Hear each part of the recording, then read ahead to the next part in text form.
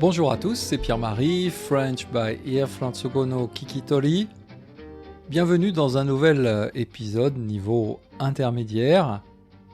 J'espère bien sûr que vous allez bien. Alors aujourd'hui le titre c'est Otsukare-sama et maillot de bain.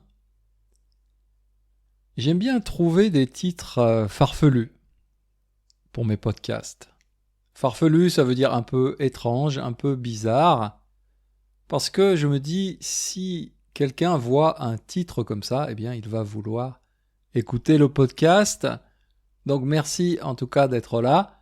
Peut-être que ce titre aussi vous a particulièrement intrigué. Alors, pourquoi Otsukare-sama et maillot de bain ? Je vous explique. D'abord, pour les noms japonais, Otsukare-sama, qu'est-ce que c'est ? C'est une salutation au travail, une formule de politesse quand un collègue de travail ou quand son supérieur hiérarchique termine sa journée et rentre chez lui, il est poli de lui dire Otsukare-sama. C'est un peu intraduisible en français. Personnellement, je dirais quelque chose comme Monsieur est fatigué ou Madame est fatiguée, avec ce sous-entendu il a, elle a beaucoup travaillé. Bon, ça c'est le sens littéral, mais c'est plus une formule de politesse basique pour dire au revoir à quelqu'un qui part du bureau. Alors quel rapport avec le maillot de bain ? Parce que, sauf si vous travaillez dans une piscine municipale et que vous êtes maître nageur, vous apprenez aux gens à nager, normalement, il n'y a pas de situation où vous allez dire Otsukare-sama à votre collègue en maillot de bain. Pour comprendre, il faut aller en Suisse, du côté de la ville de Berne et plus précisément du côté de la rivière Aar, donc ça s'écrit A-A-R. C'est une rivière qui prend sa source dans la montagne, qui ensuite descend dans la vallée et traverse la ville de Berne. C'est une rivière donc alpine, normale, jusque-là rien de spécial, mais pour les Bernois, je suppose qu'on dit les Bernois pour les habitants de la ville de Berne en Suisse, mais pour les Bernois, cette rivière c'est aussi un moyen de transport pour rentrer du travail. Ça veut dire que certains Bernois, pas tous évidemment, en été, parce que c'est la bonne saison pour le faire, eh bien quand ils ont fini leur travail, ils se changent au bureau, ils se mettent en maillot de bain, ils mettent aussi toutes leurs affaires, leurs vêtements, peut-être leur téléphone, leur ordinateur, dans un petit sac à la fois étanche. Étanche, ça veut dire que l'eau ne va pas rentrer à l'intérieur. On utilise aussi beaucoup en français le mot anglais waterproof. Donc ils mettent leurs affaires dans ce petit sac étanche qui en plus flotte, c'est-à-dire qu'il va rester à la surface de la rivière, il ne va pas couler au fond de la rivière, et donc leur servir en quelque sorte de bouée. Et donc ça veut dire que ces travailleurs vont pouvoir s'accrocher à cette bouée quand ils rentrent dans la rivière et tout simplement se laisser emporter par le courant jusque dans le centre-ville où probablement ils habitent. Alors c'est vraiment quelque chose d'assez magique, j'ai trouvé. J'ai découvert cette histoire par Instagram, comme quoi je râle souvent contre mon algorithme internet, mais de temps en temps il me propose des choses sympas à découvrir, sympas à regarder. Et donc j'ai découvert cette histoire de commuting par la rivière sur Instagram. Je vous mettrai bien sûr le lien sur mon site internet. Entre parenthèses, en français, on n'a pas de mot pour commuting. En japonais aussi, il y a le mot tsukin. Mais en français, on n'a pas un mot comme ça, simplement pour dire la même chose. Et donc, bien sûr, commuting, c'est l'action d'aller de chez soi jusqu'à son travail et de revenir du travail jusqu'à chez soi. C'est un peu long, mais on n'a pas un seul mot en français. C'est pour ça que les Français qui sont familiers avec l'anglais, qui parlent relativement l'anglais, ont tendance aussi à utiliser le mot commuting en français. Bref, je trouve cette pratique estivale des Bernois absolument fantastique. Et si j'avais l'occasion, évidemment, j'adorerais faire la même chose et rentrer du travail jusqu'à chez moi en me glissant dans une rivière des Alpes très jolie, très propre. Vous verrez sur les images une belle couleur verte. Vraiment, c'est quelque chose que j'adorerais faire. D'abord parce que, à la base, j'adore les rivières, les bains de rivière. Et en général, chaque été, quand je reviens en France, c'est quelque chose qui est absolument sur ma to-do list. Encore un anglicisme. Donc c'est quelque chose que je veux absolument faire chaque été quand je rentre en France. C'est aller à la montagne, moyenne montagne, haute montagne, trouver une belle rivière et me plonger dedans. C'est une expérience, à mon avis, unique et totalement vivifiante.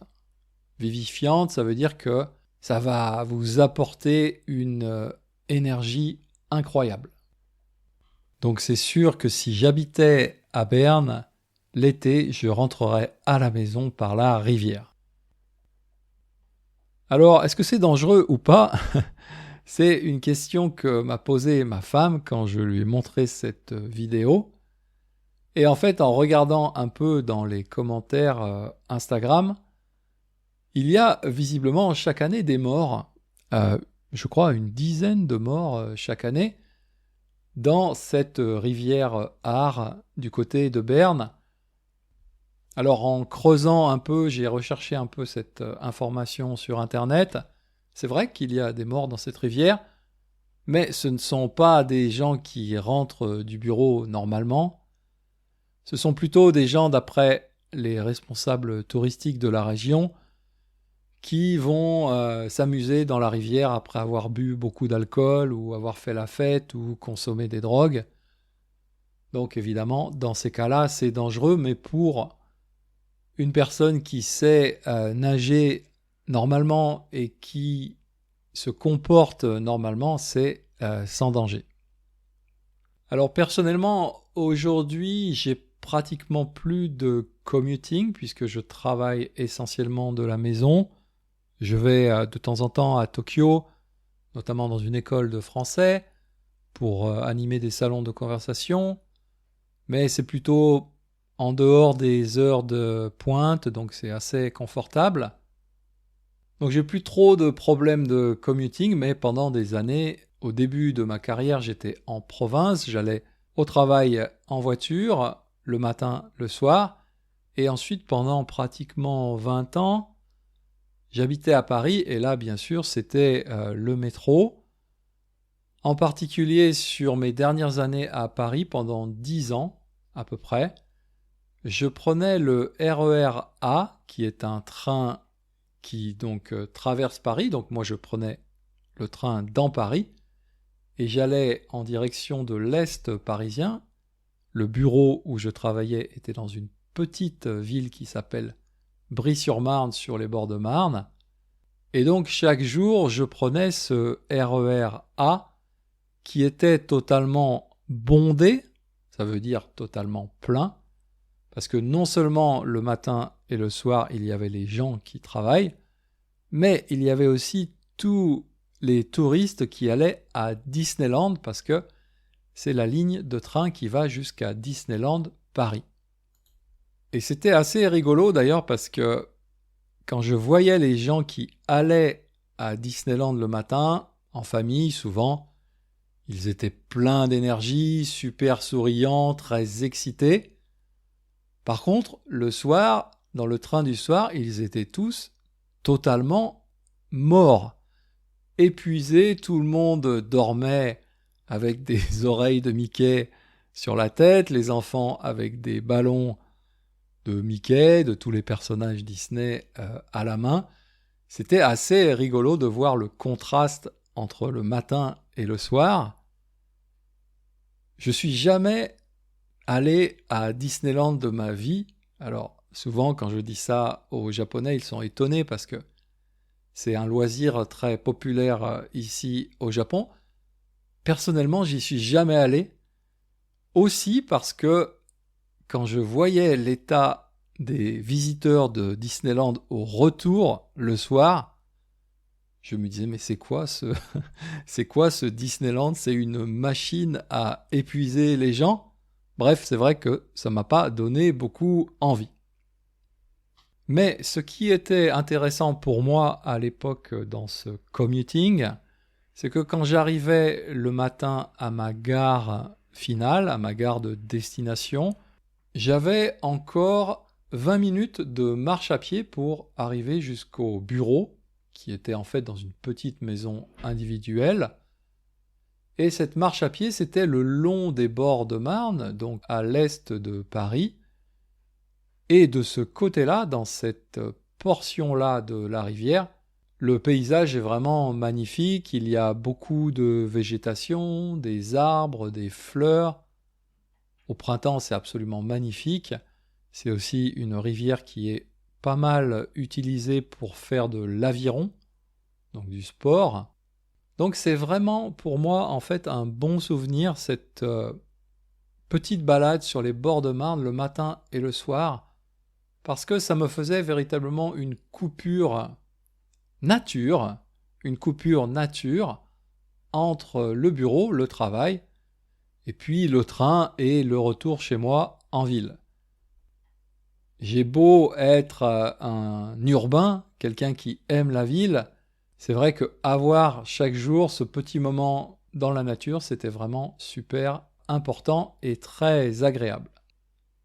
Mais je dois dire que le commuting des Bernois par la rivière Our, là, c'est déjà un autre niveau. Et quand je vois ça, quand même, je suis un peu jaloux. Presque.